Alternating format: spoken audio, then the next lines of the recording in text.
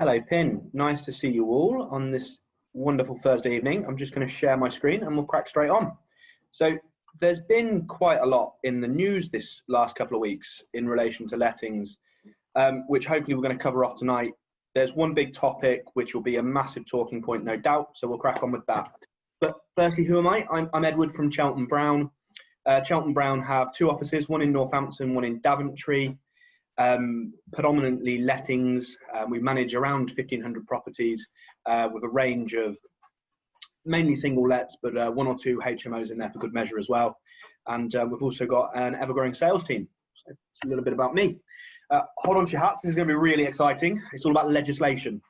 So make sure you are paying attention because this could really shoot you in the foot if you get it wrong. So Section 21 notices.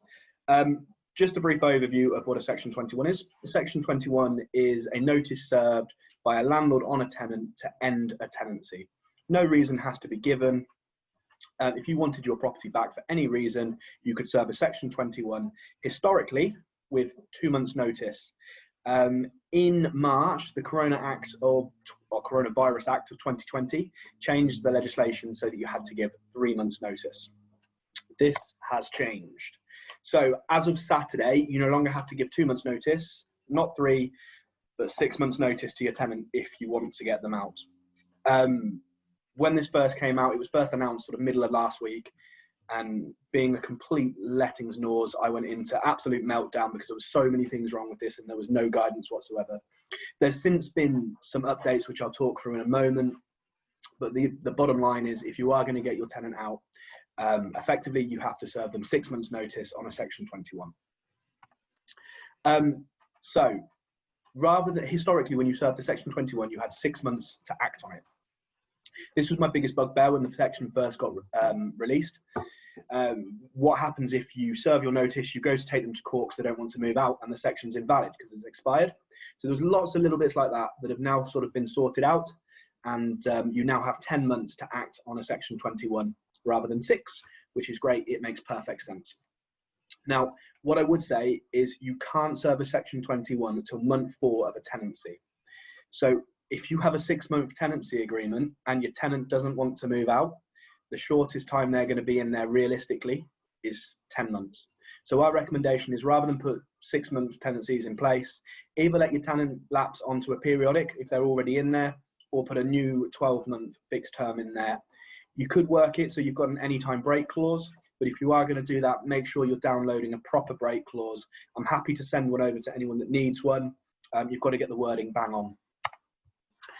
The documents are still the same. So if we're in a room like we normally are, I'd ask you what documents, and I'm sure you'd all shout out the correct answers, which include a how to rent, the section itself, which is Form 6A, a covering letter, an EPC, a gas safety certificate, and don't forget, you also need to serve an EICR now as well, so an electrical installation condition report.